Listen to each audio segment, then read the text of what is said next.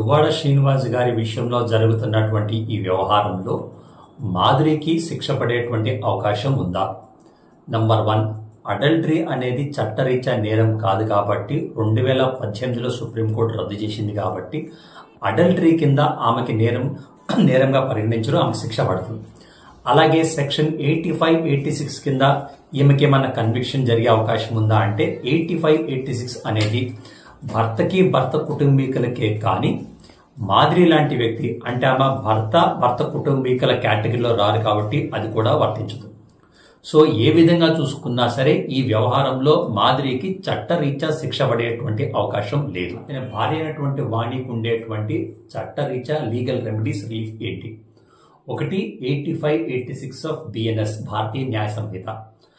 ఆ 85, 86 కింద కన్విక్షన్ జరగాలన్నా కేవలం ఇల్లిసిట్ రిలేషన్షిప్ మాత్రమే ప్రాతిపదికగా ఉండటానికి లేదు.